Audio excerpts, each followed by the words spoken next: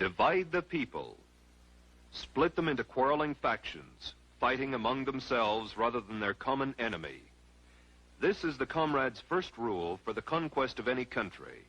For well do they know from long experience that the nation so divided and weakened can be easily conquered from within. The communists disdain to conceal their views and aims. They openly declare that their ends can only be attained by the forcible overthrow of all existing social conditions. The most powerful enemy can be conquered only by exerting the utmost effort and by thoroughly, carefully, attentively, and skillfully taking advantage of even the smallest rift, of every antagonism of interest among the various groups or types within the various countries. With phase one, that of dividing the population, completed, the revolutionists were ready to move into phase two of the communist blueprint for takeover. Create the appearance of popular support. In every country now part of the Red Slave Empire, the actual number of Communist Party members at the time of takeover has been less than 1% of the total population. As Lenin phrased it, communism must be built with non-communist hands. By cleverly beguiling thousands of well-intentioned people into unwittingly supporting the revolutionary program, the dedicated 1% can trick the 99% into surrendering their birthright. This they do by hiding the true communist objectives behind appealing slogans and pretended humanitarian goals.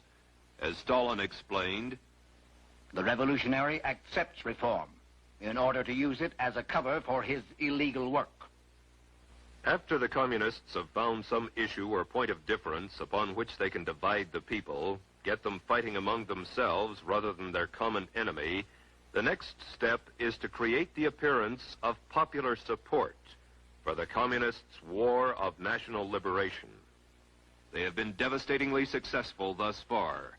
Yet in one country after another, there have been alert, informed individuals who saw the signs, recognized the patterns of conquest, and raised their voices to warn the people.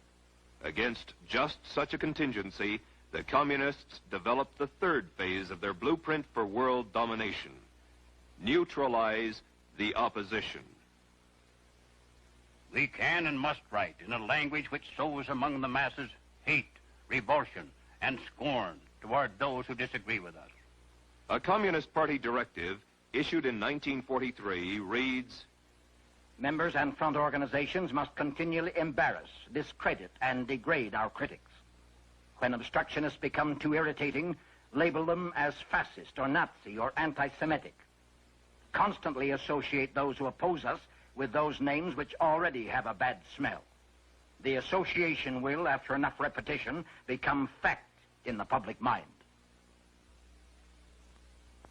The next step in the communist strategy is the most easily recognized, for it consists of the tactic of getting masses into motion, and thus precipitating mob violence.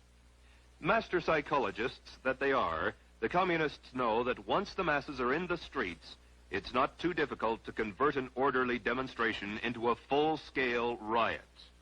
They know, too, that when rioting occurs, police and military forces of the government must move to restore law and order, and thus they have the first visible signs of revolution.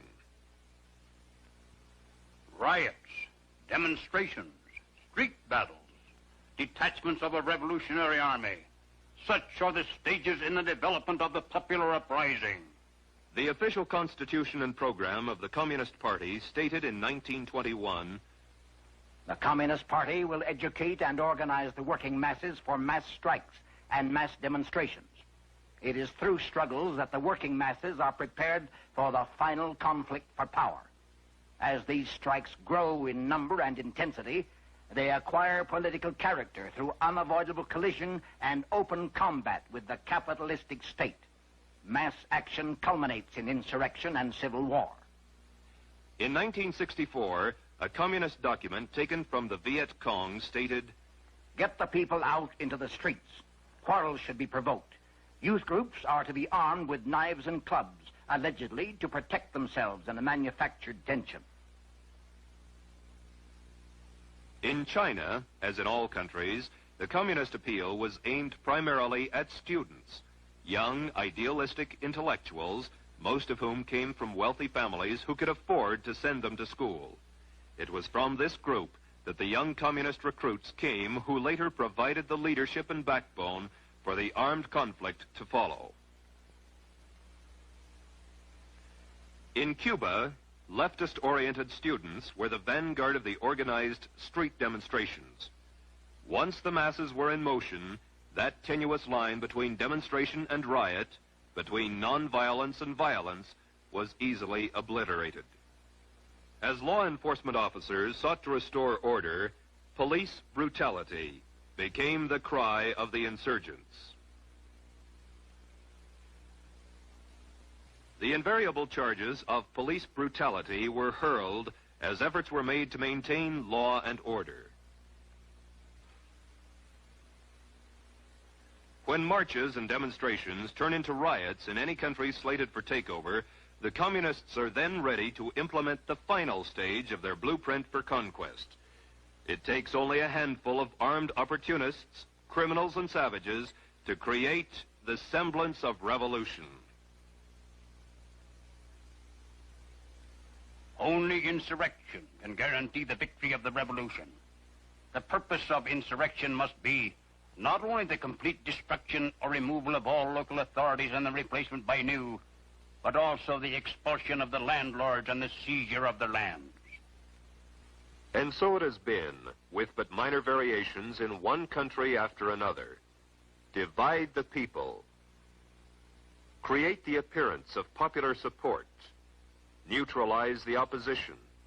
Precipitate mob violence. Create the semblance of a revolution.